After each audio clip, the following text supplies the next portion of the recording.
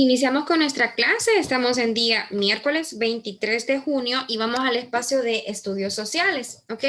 El día de ayer yo les mostraba la diapositiva con algunos aspectos generales de la historia en particular. Me gustaría que me dijesen algo que les haya llamado la atención, algo que recuerden de la clase de ayer. ¿Qué es? ¿Qué es historia? De lo que veíamos el día de ayer. No se peleen, ¿verdad? Creo que sobre la fecha de Heródoto, eso me interesó un poco. Es igual a mi profe que venía, bueno, yo lo tomé como el ejemplo de los números, que venían Sí. de En reversa. positivos a negativos. Muy bien, muy bien. Sería de negativos a positivos. Sí, al revés. Ajá, de negativos a positivos, excelente. Bueno, pero con eso, muy bien. Me están diciendo una cosa importante. Ok, vamos a ver, ¿qué más recordamos? ¿Sí, Génesis? Profe, yo tengo una curiosidad.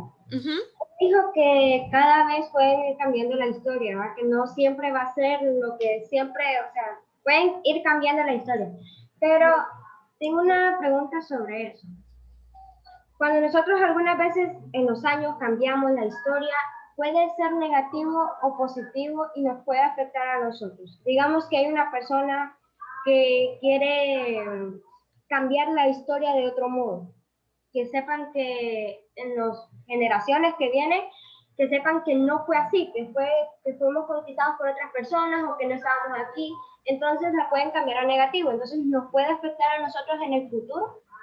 Bueno, aquí viene yo les he estado mencionando bastantes frases, ¿verdad? Por ejemplo, los acontecimientos históricos hay que ubicarlos en un tiempo y un espacio. La historia siempre se repite. Ahora les voy a dar una tercera frase. La historia siempre la escriben los ganadores. Eso, ténganlo por seguro, sí o sí. Y muchas veces los ganadores en la historia no son los buenos de la película, ¿verdad? Por ejemplo, nosotros hablamos vamos a ver, yo les pregunto a ustedes, ¿quién es Rosa Parks? ¿Ustedes podrían decirme quién es Rosa Parks? Algunos sí, posiblemente les suene, algunos otros no, ¿ok? Pero si les digo, por ejemplo, ¿y ustedes quién fue Hitler? ¿Me podrían decir? Sí, profe. Sí, ok. Entonces, aunque la historia la escriban las personas que no cometieron algún acto positivo, nosotros la vamos a seguir recordando. Es por esa razón que como estudiantes siempre debemos de estar a disposición de investigar. Por ejemplo, si yo les estoy mencionando algo a ustedes de los años que vienen en reversa, usted como estudiante no se debe de quedar solo con lo que yo le estoy mencionando, porque yo le puedo venir a decir un sarto de mentiras, ¿verdad? Pero usted debe de encargarse de investigar, de escribir, de cifrar. Sí, cometemos muchos errores. Seguimos mencionando cosas que están equivocadas en la historia, sin embargo, ahí es donde entra nuestra labor investigativa. O sea que sí, Génesis, hay personas que escriben erradamente y que hemos seguido repitiendo ese tipo de cosas. Y eso lo vamos a encontrar en todo. Para ponerles un ejemplo digerible, la muerte de Empira. ¿Cuánto tiempo no se nos dijo a nosotros que era muerte a traición? Y nosotros nos estuvimos pensando todo un tiempo de que, ay, pobrecito Empira, lo traicionaron por la espalda, lo mataron, etcétera. Y realmente no fue así, fue un combate cuerpo a cuerpo.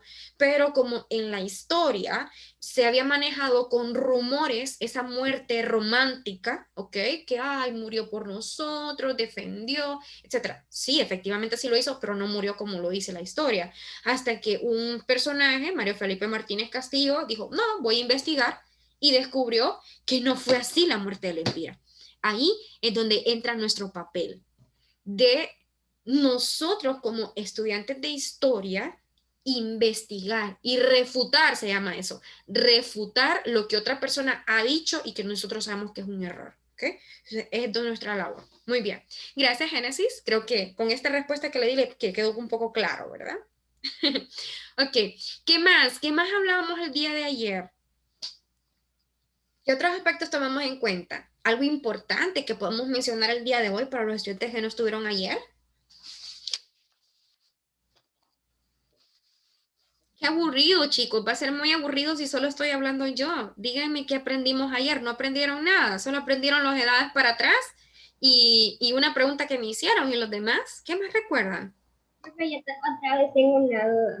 Es que supuestamente dice que se pueden transmitir de forma escrita y oral. ¿Cómo así que oral? No entiendo eso. Escrito sé que puede ser en un libro, pero oral. Lo que estoy haciendo con ustedes, por ejemplo, cuando les estoy explicando el Claro, tema, es una explicación oral, se lo estoy mencionando con mi boca.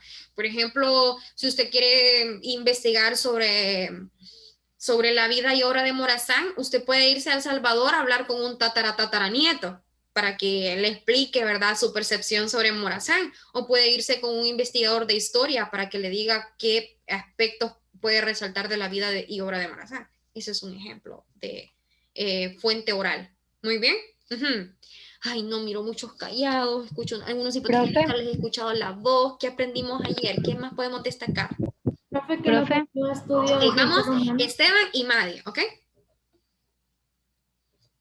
Esteban, bueno, pues, Profe, yo le iba a decir que me recuerdo que había dicho que el objeto de estudio de la historia era el ser humano. ok, objeto de estudio del ser humano. Yo les mencionaba que el ser humano es objeto de estudio para la antropología, porque es el ser humano que se estudia. Pero para la historia, O sea, en sí, el ser humano, me imagino que dice que su objeto de estudio es el ser humano porque estudia lo que realiza el ser humano. ahí cambia toda, Esteban. Claro que sí, lo que realiza. Cuando hablamos, miren, aquí es bien complicado, porque recuerden que hay ciencias auxiliares que se pueden confundir con las definiciones, ¿ok? En este caso estamos hablando de las acciones que hace el ser humano para transformar un entorno, ¿ok? Para crear, diseñar, modificar, construir, extraer, ahí sí. Pero solo el ser humano lo estudia la antropología. Muy bien, Esteban, gracias. Madi. ayer estábamos hablando también del padre de la historia, Por ejemplo. Heródoto era, ¿no? Uh-huh. Sí, Heródoto. Entonces, eso. ¿Qué hizo Heródoto para ser recordado como padre de la historia? Fue el primero que contó algo histórico, por decir así, o Uh-huh. descubrió ¿Narró algo algo histórico. histórico? Ujú, Fue el que escribió. algo así. Escribió algo histórico, ¿ok? En un sistema de escritura que nosotros podríamos decir que es más cercano al alfabeto, ¿ok? Porque antes ya habían civilizaciones que escribían, por ejemplo, la egipcia hacía pero jeroglíficos, ¿ok? Entonces no era un sistema de escritura como tal, sino que era un sistema de símbolos, ¿ok? Y elementos. Entonces ahí, por ejemplo, se descubrió que si las personas o lo que ellos dibujaban miraba para un lado, entonces que iba a ser en esa forma la lectura del párrafo, ¿ok? Pero pues eso es un aporte importante. ¿En qué lugar, chicos? ¿En qué lugar se establece que nace la escritura? Mesopotamia. En Mesopotamia. Mesopotamia, muy bien, que es actualmente el Medio Oriente, Irak, Irán, todas esas regiones de ahí. Aproximadamente, ¿cuántos años? 4000 o 3500 antes de Cristo. Antes de Cristo, excelente, con la invención de la escritura. Así es como nace la historia. Muy bien. Y bueno, desciframos también que la ciencia de la historia es una ciencia inexacta, ¿ok? Una ciencia social. Muy bien, ahora sí, ya entrados en materia, me gusta que siempre me digan, ¿verdad? ¿Qué recuerdan de las clases anteriores? También póngase a prueba usted y diga, ah, bueno, de eso que mencionaron ahorita, yo ya lo sabía, porque ya lo había anotado en mi cuaderno, porque ya lo había comprendido, porque ya lo había estudiado. ¿Ok? Bien, vamos a ver por acá entonces. Ayer hacíamos la definición de la historia, nos permite estudiar el pasado y prever el futuro. Es una ciencia que estudia el origen y el desarrollo de las diferentes sociedades. El método de estudio es la búsqueda, dice, de la verdad respecto a los hechos ocurridos en el pasado. Aquí miren qué importante esto, según lo que nos preguntaba ahí por ahí en Génesis. A lo largo de la evolución de la humanidad se han desarrollado dos campos en que han sido de gran utilidad. Vamos a subrayar algunas cosas importantes. Vamos a partir con esta. Se ha desarrollado dos campos que han sido de gran utilidad para el estudio del pasado. ¿Qué? Historia oral e historia escrita. ¿Ok? Historia oral se pasa de generación en generación y es mediante, ¿verdad? en pocas palabras, los comentarios que se pueden hacer sobre un acontecimiento histórico, los relatos vividos, si hay algún familiar de algún personaje que pasó en el contexto histórico, etc. Eso es historia oral. Yo les estoy mencionando ahorita una historia oral, ¿ok? Se los estoy mencionando, se los estoy diciendo. Entonces, es importante. Y también hay bibliotecas que son audiovisuales y que pueden presentar, ¿verdad?, oralmente algunos acontecimientos importantes. La historia escrita, pues, obviamente, es la que nosotros palpamos, la que nosotros vemos, la que nosotros podemos tener en físico. Eso, entonces, es otro tipo de historia, ¿ok? Historia oral e historia escrita. ¿Subrayaron ya esta parte? Vamos ahí, pues. Sí, profe. Listo, listo. Ok, permítame. Luego tenemos por acá una descripción, una definición. Consiste, vamos a ver, Carmen, ayúdeme con la historia oral, a leerla, por favor. Consiste en la relación de información por medio de la expresión de costumbres, tradiciones, cuentos, leyendas, manifestaciones folclóricas o los relatos de personas como los abuelos, líderes o personajes que han presenciado un acontecimiento histórico. ¿Sigo, profe? Claro, por favor. La historia oral tiene sus orígenes en la antigua Grecia mediante la recolección de testimonios orales por parte de Heródoto, quien es considerado el padre de la historia. Heródoto, ¿ok? Excelente. Muchas gracias, Carmen, muy amable. Entonces ahí estamos viendo que hay mucha cultura popular, ¿verdad? Cuentos, leyendas, etcétera. Eso forma parte de la identidad de los países, chicos. Nada más, que aquí quiero hacer énfasis en algo. Esta puede tener un poco de mística, como de mitos y no tanto de información verídica, ¿ok? Ese es uno de los problemas que presenta este tipo de historia. Muy bien. Carlos Andrés, ayúdenme por favor con historia escrita. La historia escrita hace referencia a las inscripciones plasmadas en las piedras, testamentos, papiros, textos impresos, etc. La historia escrita es una de las fuentes que habitualmente para el desarrollo historiográfico es utilizada continuamente para conservar una información a la cual se le utiliza para reconstrucción, análisis e interpretación del pasado de la humanidad. A mí me gusta, muchas gracias Carlos, muy amable. A mí me gusta imaginarme la historia escrita como un gran misterio, como un gran rompecabezas, como un gran reto para los mismos historiadores. Por ejemplo, ustedes se han ido a Copán, han escuchado bastante la famosa historia de que en la escalinata la escalinata jeroglífica, ¿ok? Hay algunos elementos que están perdidos, que no van ahí, ¿ok? O que están en otro país, etcétera. Entonces, cuando se estudia historia, es un gran misterio que se debe resolver, porque hay ciertas cosas, ciertas frases que se deben de ir interpretando y que posiblemente no están. Ahora bien, imagínese usted que se ponga a hacer un rompecabezas sin piezas y que solo tenga alguna parte de ella. Entonces, va a ser bastante molesto, bastante incómodo y no vamos a tener la información completa. Lo mismo pasa con la historia. También es importante resaltar que, ay chicos, aunque podamos tener las piezas completas, pero si yo le digo, por ejemplo, Suri, le digo, Ivana, vaya, léame lo que dice la Estela Maya, interpréteme, ¿verdad que no vamos a saber? No vamos a saber, así que deben de haber especialistas que sepan interpretar esto.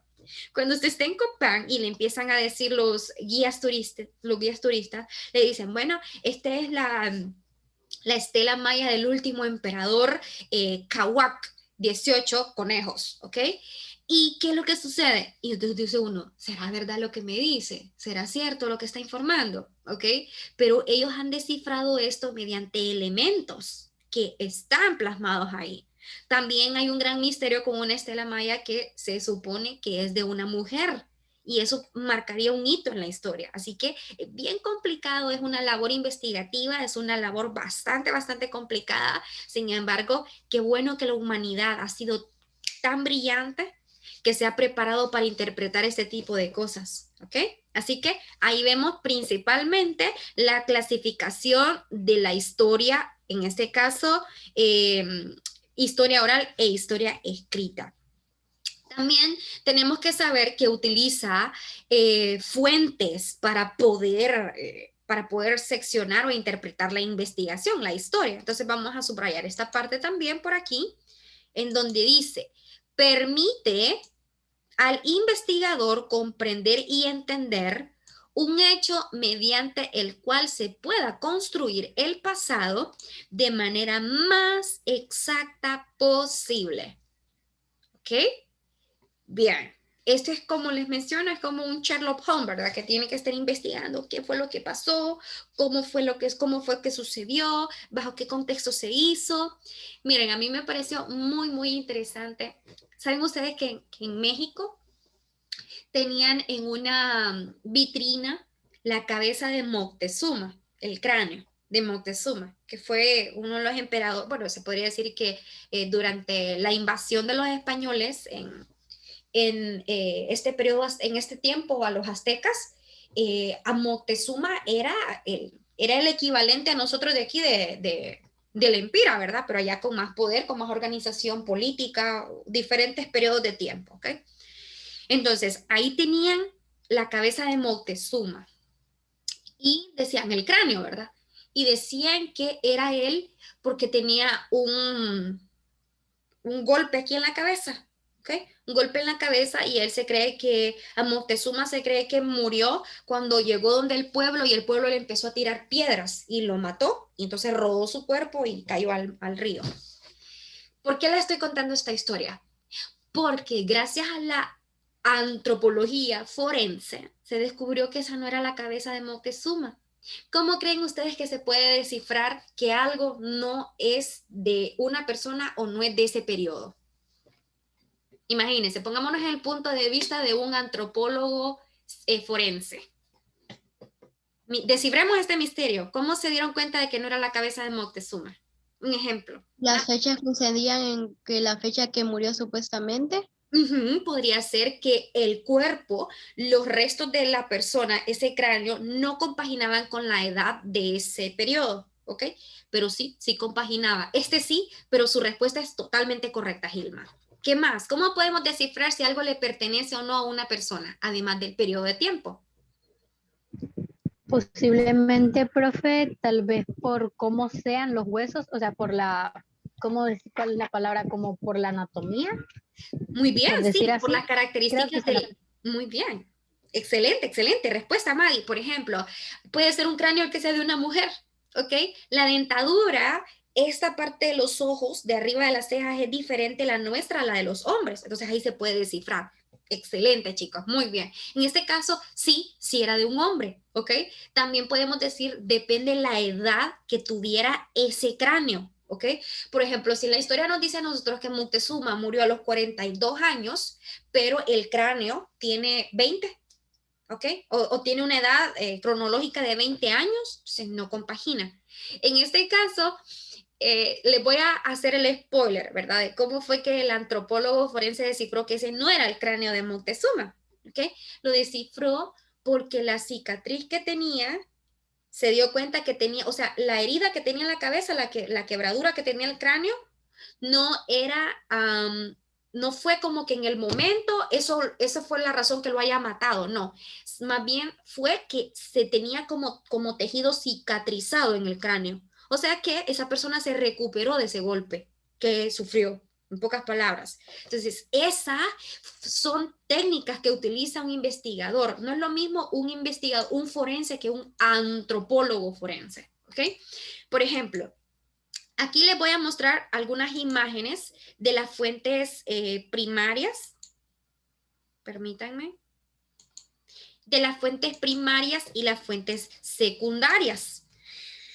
Por ejemplo, en las fuentes primarias están las no escritas y las escritas. Monumentos. Ya estuviesen copiando esto en su cuaderno, ¿verdad? Las fuentes históricas se dividen en dos, primarias y secundarias. Primarias no escritas y escritas. monumentos, restos humanos o materiales, utensilios, edificios, testimonios orales, etc. Escritas, obras literarias, tratados, censos, documentos, periódicos, inscripciones, monedas. Y las fuentes secundarias, o sea, que no estuvieron en el acontecimiento histórico, libros de historia, biografías, tratados de arte, estudios arqueológicos, entonces son fuentes secundarias. Bien, para que lo comprendamos ahí de la mejor manera. ¿Tenemos alguna pregunta hasta el momento? No, profe. ¿No? Ok, y ya para terminar, tenemos por acá esta parte de nuestro libro de texto en donde dice, ¿verdad? Cuáles fueron todas o cómo son las técnicas que utiliza el historiador. Sección de un tema de investigación, delimitar qué quiere alcanzar, buscar la información que más se asemeja a lo que quiere saber, analizar y depurar lo que no le sirva, elaborar conclusiones sobre los resultados. Todo esto hace un investigador cuando quiere investigar, valga la redundancia, ¿ok? Así que ustedes son investigadores también y continúen siempre en esa línea, ¿verdad? Hay que investigar, hay que descubrir, hay que descifrar ciertas cosas importantes. Muy bien, chicos, eso sería todo entonces por el día de hoy. Muchas gracias por el espacio. Hoy no nos vemos más, ¿verdad? Hasta el día de mañana, si Dios permite. Que estén bien, nos vemos. Bye, bye. Bye, nos vemos. Gracias. Cuídense. Bye, Ivana. Ok. Chao, chao. Adiós.